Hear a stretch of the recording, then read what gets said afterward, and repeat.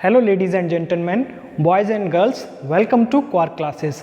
तो quark classes में आज हम बहुत ही अच्छा और इंटरेस्टिंग टॉपिक पढ़ने जा रहे हैं। इससे पहले हमने फोटोइलेक्ट्रिक इफेक्ट और कॉम्पटन इफेक्ट दोनों सेपरेटली पढ़े हैं, और आज जो हम ये पढ़ने जा रहे हैं फोटोइलेक्ट्रिक इफेक्ट और कॉम्पटन इफेक्ट, वो दोनों कंबाइन पढ़ने जा रहे हैं। हम जानना चाह रहे हैं कि इन दोनों में क्या डिफरेंस है।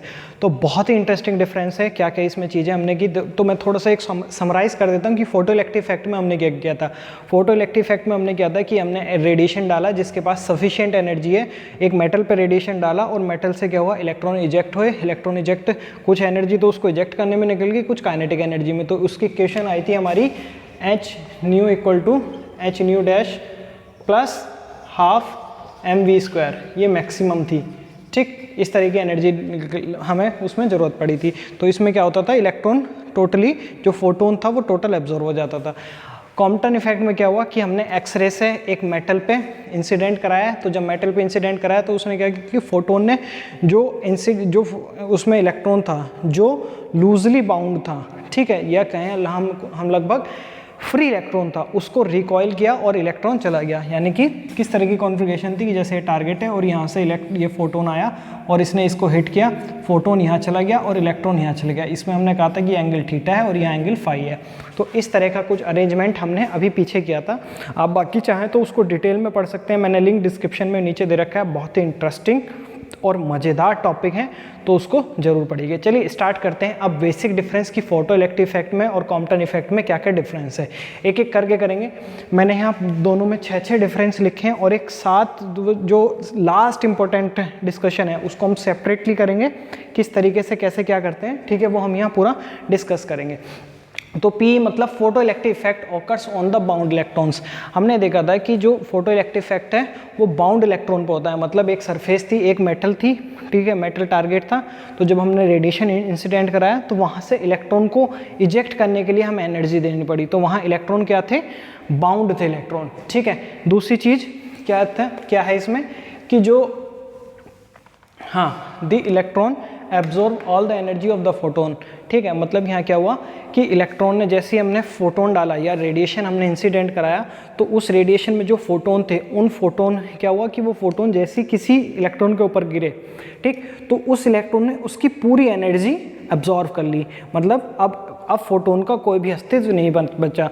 तो उसकी एनर्जी, जैसे सपोज कीजिए एच न्यू फोटोन की एनर्जी थी, ठीक, तो एच न्यू डैश, ठीक, उसको निकालने के लिए plus half m v max square, ठीक। तो ये इस तरीके से हुई, यानी कि जो इलेक्ट्रॉन है वो एब्जॉर्व कर लेता है, all energy of the photon की सारी एनर्जी वो एब्जॉर्व कर लेता है। इसमें हम एक क्वेश्चन यहाँ ये भी पुट करेंगे, ठीक है, और वो नेक्स्ट वीडियो का डिस्कशन रहेगा कि क्या इलेक्ट्रॉन सिर्फ अपनी पूरी एनर्जी इसकी काइनेटिक एनर्जी के रूप में नहीं दे सकता था।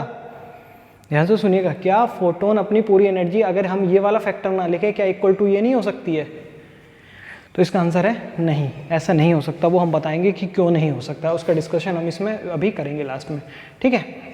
नेक्स्ट चीज़ क्या है, the entire energy of the incident photons is acquired by a single electron. जैसे कि अभी मैंने बताया कि जो एनर्जी है, ठीक है, entire energy of A incident photon की एनर्जी जो की जाती है एक सिंगल इलेक्ट्रॉन के द्वारा एक्वायर की जाती है। वो एक सिंगल इलेक्ट्रॉन उस एनर्जी को ले लेता है। It is the low energy phenomena, incident photons disappear just after they deliver their energy to the electrons. देखिए बहुत ही इंपॉर्टेंट बात लिखिए कि it is the low energy phenomena. ये लो एनर्जी फिनोमेना है, मतलब ये कहाँ होता है कि जैसे विजिबल रेंज में, अल्ट्रा वायलेट रेंज में, जैसे हम अगर बात करें जिंक की Z+ की, तो तब वहाँ हमें अल्ट्रा वायलेट की यूज़ पड़ता है, बाकी हमें सब जगह काम विजिबल से चल जाता है। तो इसकी जो एनर्जी रेंज है वो लो एनर्जी रेंज में ये काम करता है। और जिस तरीके से जैसी फोटोन इंसिडेंट होता है इलेक्ट्रॉन पे, मेटल पे गिरता है, तो क्या होता है कि वो टोटली डिसअपियर हो जाता है। वो अपनी सारी एनर्जी इलेक्ट्रॉन को दे देता है, उसको एक तो इजेक्ट करने के लिए और काइनेटिक एनर्जी के रूप में,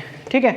now fifth is visible ultraviolet radiation is impact upon the metal target. जैसे कि मैंने आपको अभी बताया कि जो हम यहाँ लाइट का सोर्स लेते हैं वो विजिबल लेते हैं, विजिबल लाइट, यानी कि लो सोर्स लेते हैं। क्यों? क्योंकि इसका भी रीज़न मैं बताऊंगा कि हम विजिबल सोर्स क्यों लेते हैं। नेक्स्ट लाइन पढ़ लीजिए, उसके बाद मैं इसकी कुछ डिटेल और बताता हूँ।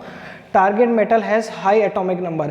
जो टारगेट मेटल रहता है उसका एटॉमिक नंबर हाई रहता है, यानी कि बड़ा साइज रहता है उसका। बेसिकली जैसे लेड लिया है, इसका एटॉमिक नंबर हाई है, मतलब ये आगे की रेंज में जाता है।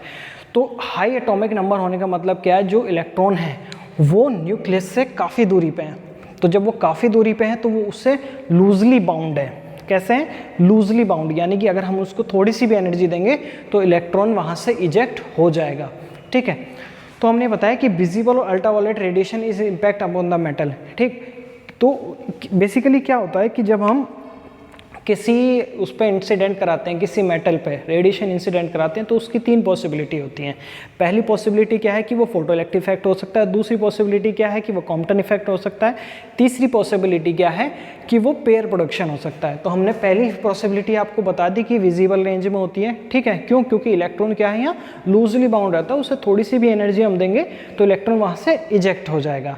ठीक, हाई एनर्जी में क्या हो जाता है, कॉम्पटन इफेक्ट। ठीक है, उससे ज़्यादा में मिड एनर्जी में कॉम्पटन इफेक्ट, और जो हाई एनर्जी होती है उसमें पेयर प्रोडक्शन हो जाता है।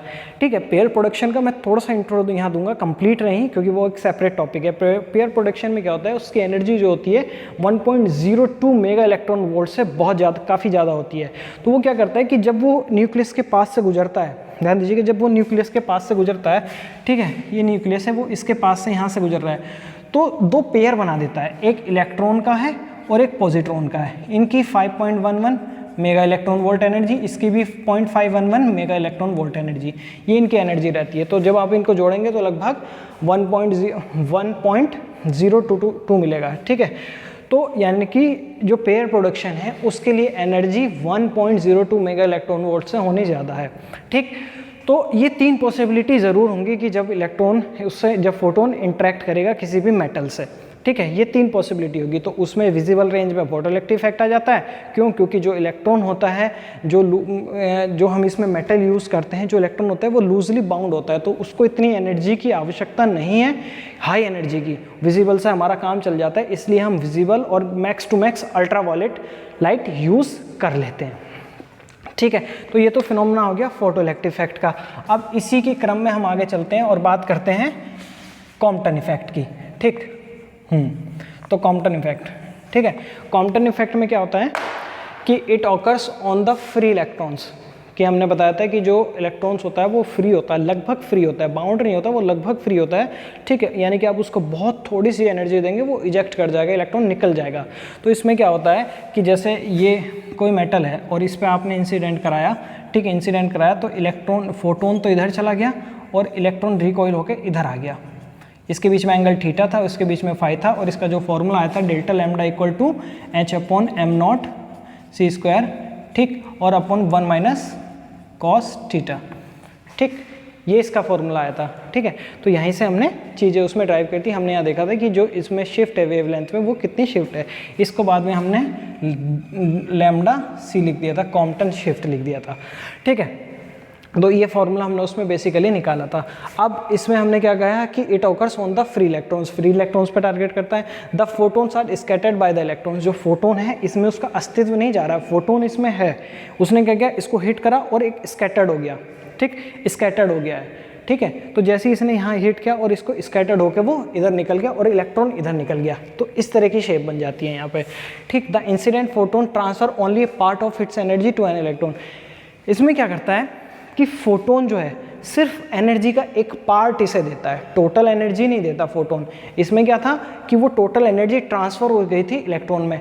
मैं यहाँ बताऊंगा कि दोनों किस तरीके से, कि अगर यहाँ पे नेक्स्ट वीडियो में हम ये भी बताएंगे कि किस तरीके से यहाँ पे अगर इलेक्ट्रॉन, अगर फोटोन अपनी टोटल एनर्जी इलेक्ट्रॉन को दे दे तो क्या होगा, या कौन सा जो लॉ है वो वायलेट करेगा इसमें। ठीक है, ये सारी चीज़ें हम क्लियर करेंगे। तो the incident photon transfer only, सिर्फ एक पार्ट देता है, बाकी वो अपने पास एनर्जी रखता है। जो वो पार्ट दे देता है एनर्जी का, उसी के कारण जो हमें यहाँ रेडिएशन मिलता है उसकी वेवलेंथ कम मिलती है। तो ध्यान दीजिएगा, बहुत अच्छा टॉपिक है ये। It is mid energy phenomena. देखिए हमने यहाँ कहा था it is low energy phenomena, और यहाँ हम कह रहे हैं it is mid energy phenomena. तो जो ये फिनोमिना है वो मिड एनर्जी में होता है, मतलब पहले हमने कहा विजिबल है, फिर अल्ट्रावायलेट, और फिर हम आगे एक्सरे। ठीक, that is the mid energy. X-ray के बाद हम जाएंगे गामा रे पे, जो हो जाएगी हायर एनर्जी। ठीक है, it is the mid energy phenomena and the interacted photons are scattered by the electron. और जो फोटोन होता है वो स्कैटर्ड हो जाता है इलेक्ट्रॉन से। स्कैटर्ड का मतलब आप समझ रहे हैं ना, कि जैसे वो खेलते हैं ना बिलियर्ड्स बॉल, वो खेलते हैं पूल, एक गेम होता है पूल की, उसमें बॉल्स रखी होती हैं, टेबल होती हैं और स्निकर्स लेते हैं इस तरीके से कि जैसे ये लेते हैं और उसमें मारते हैं इस तरीके से। तो एक वाइट बॉल होती है हमारे पास जिससे सारी बॉल मारते हैं। तो उसमें क्या कॉन्सेप्ट है कि वाइट बॉल, अगर आप वाइट बॉल को आपने हिट किया तो ऐसा तो नहीं है कि वाइट बॉल जो है वो सारी एनर्जी अपने दूसरी बॉल को दे देगी, नहीं, वो क्या करती है, उसको हिट करती है और वो दूसरी डायरेक्शन में चली जाती है, वो दूसरी डायरेक्शन में चली जाती है, ठीक, टोटल एनर्जी नहीं देती।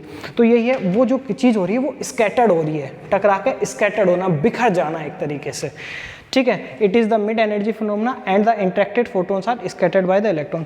X ray is imposed upon target, इसमें एक्सरे डाली जाती है, जबकि इसमें क्या था, विजिबल डाली जाती थी, इसमें एक्सरे डाली जाती थी। और ये क्या है, target has a low atomic number, इसमें जो टारगेट होता है उसका एटॉमिक नंबर लो होता है। क्यों उसका एटॉमिक नंबर लो क्यों होता है? क्योंकि जो एक्सरे की एनर्जी सफिशिएंट है, यानी कि वो जो लूजली भी जो बाउंड है उसके आसपास भी इलेक्ट्रॉन वहाँ भी हिट कर सकता है और उसको भी निकाल सकता है।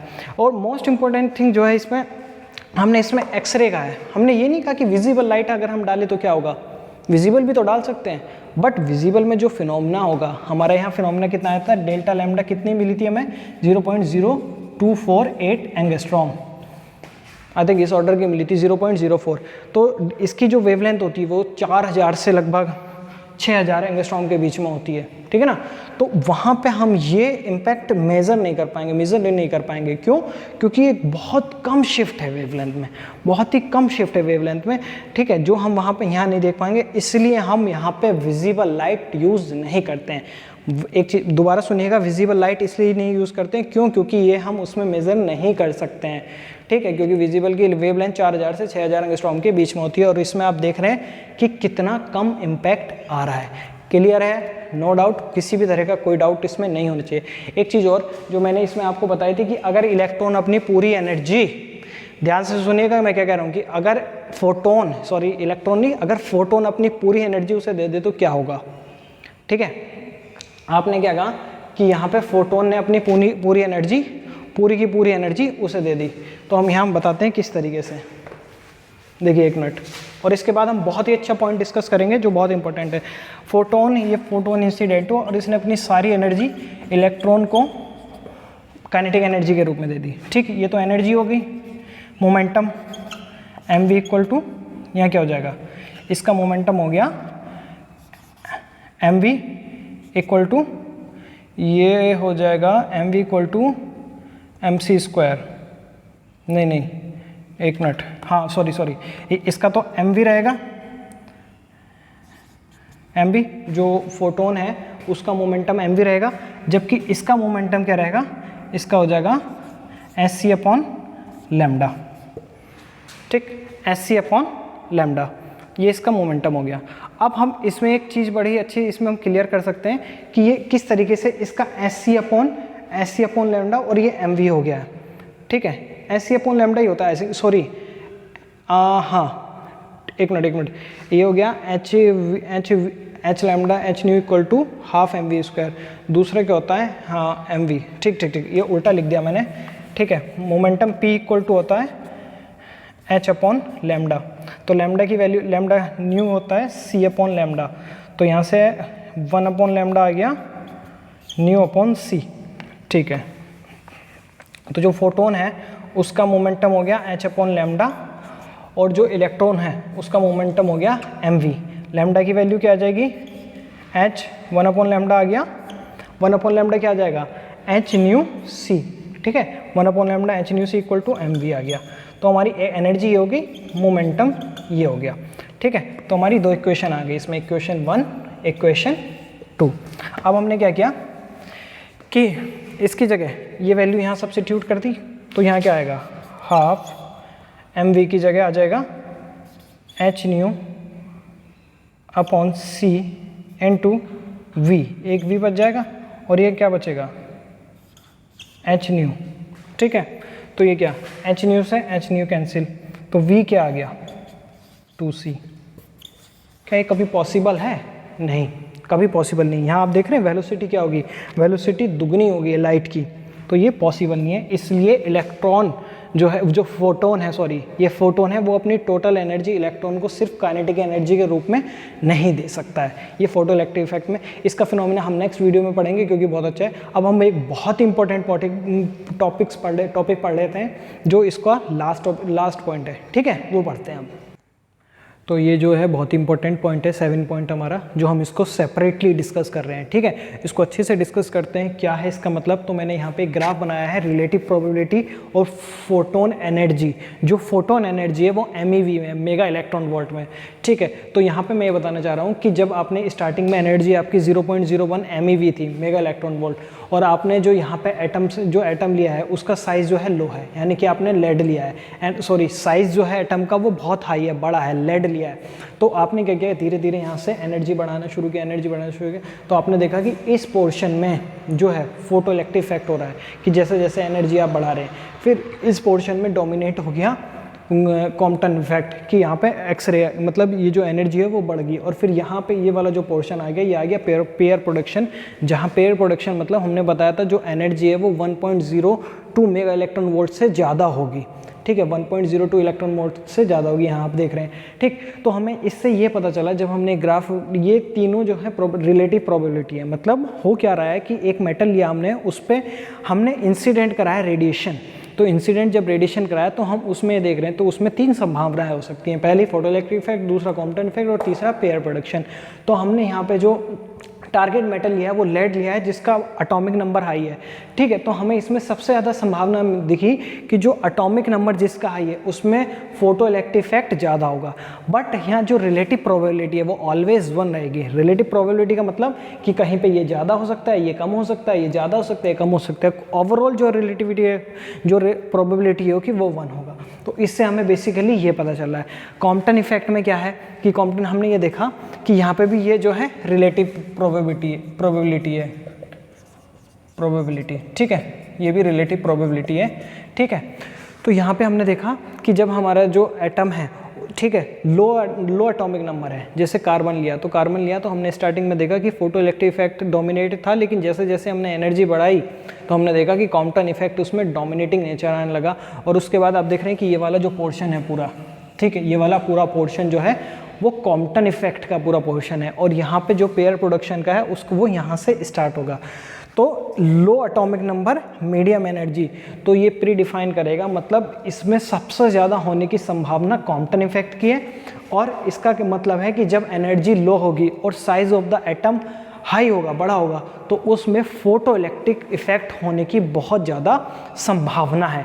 बट ओवरऑल जो रिलेटिव प्रोबेबिलिटी है वो 1 ही होगी, उससे ज़्यादा नहीं होगी। तो ये जो बेसिक डिस्कशन था ये था फोटो इलेक्ट्रिक इफेक्ट और कॉम्पटन इफेक्ट में। मुझे लगता है कि आप लोगों को बहुत अच्छे से समझ में आया होगा।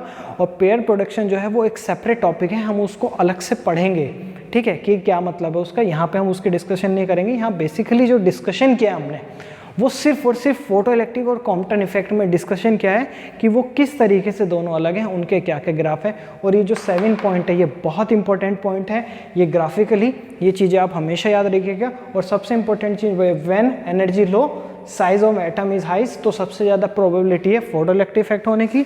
और जब एटॉमिक नंबर कम है तो और मीडियम एनर्जी है, एक्सरे है, तो सबसे ज़्यादा पॉसिबिलिटी है कॉम्पटन इफेक्ट होने की।